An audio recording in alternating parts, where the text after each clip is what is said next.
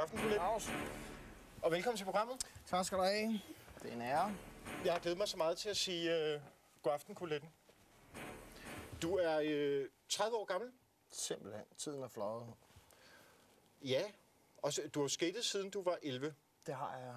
Og skatet, altså stået på skateboard. Ja.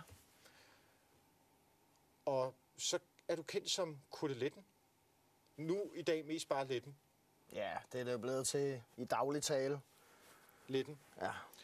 Hvordan kom du til at hedde Koletten? Jamen, det gjorde jo, fordi oprindeligt så kommer vi fra provinsen af, eller jeg kommer fra provinsen. Og så, hvorhenne? Jeg har følge. Ja. Hvor vi så, der var 2 andre, der også kom fra følge.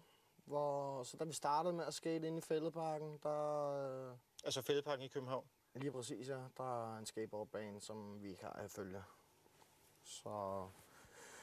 Og så i starten, altså folk kunne godt se, eller de lavede mærke til os, fordi vi kunne godt finde ud af at stå på skateboard. Men de kunne også godt se, at vi bestemt ikke var lokale, altså fordi jeg havde sådan en oversaget cowboyvest med Halloween-rygmærker på, og jeg havde sådan noget plyshår med lang pandehår. Og, altså ikke lige tidens tand, kan man godt sige, så der blev lagt mærke til os. Men hvordan opstår så navnet Koletten?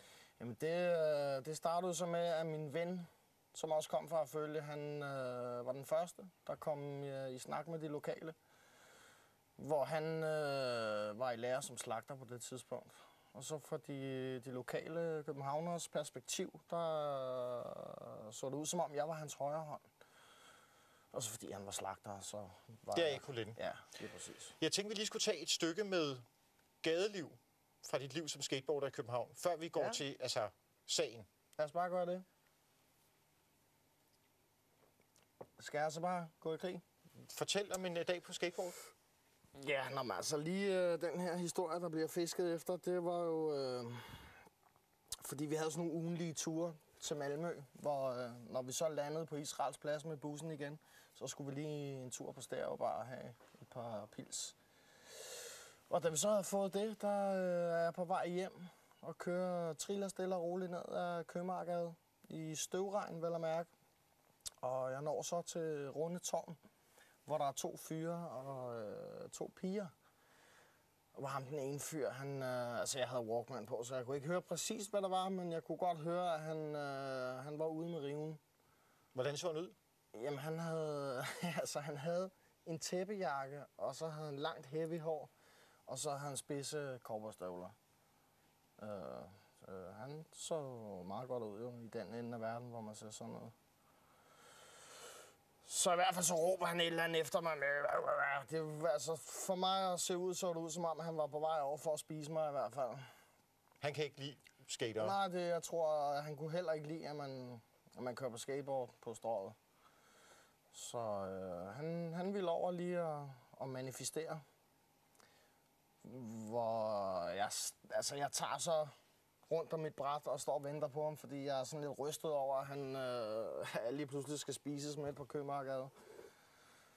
Så jeg står der og venter på ham, og så, når han sådan kommer inden for rækkevidde, så slår jeg ud for ham, eller ud efter ham med mit bræt, og det er jo så en forlængelse af min arm, jo, så det havde han ikke lige taget højde for, så jeg ramte ham sådan nogenlunde godt. Så han lagde sig ned på ryggen. Han ryger ud af spillet? Han bliver taget ud af spillet allerede der, ja.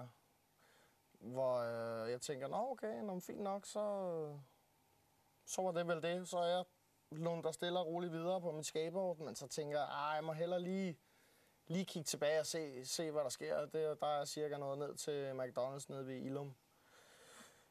Hvor jeg så vender mig om, og så kan jeg se, at han kommer løvende med 140 i timen, og heavygarnet blafrer, og hele pivetøjet. Så egentlig så i et splitsekund, så står jeg og tænker, skal jeg også bare tage benene på nakken, eller skal... han er simpelthen for dum og for grim til at løbe fra, så jeg bliver sgu stående. Og så laver jeg bare samme manøvre igen. Jeg står og venter med mit bræt i hånden, og... Altså, satser du på, at han hopper på den igen? Ja, det var egentlig det, jeg havde sat sig på, ja. Han virker ikke som det hurtigste dyr i skoven, ham der, så...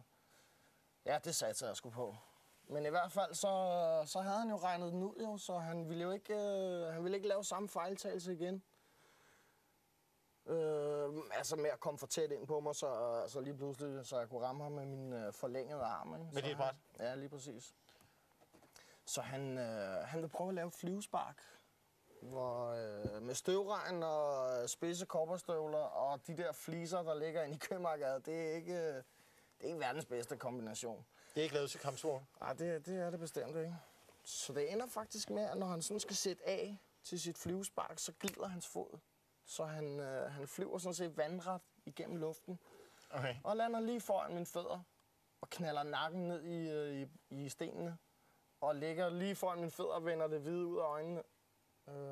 Og så stod det 2-0 til Coletten? Det må man sige, ja.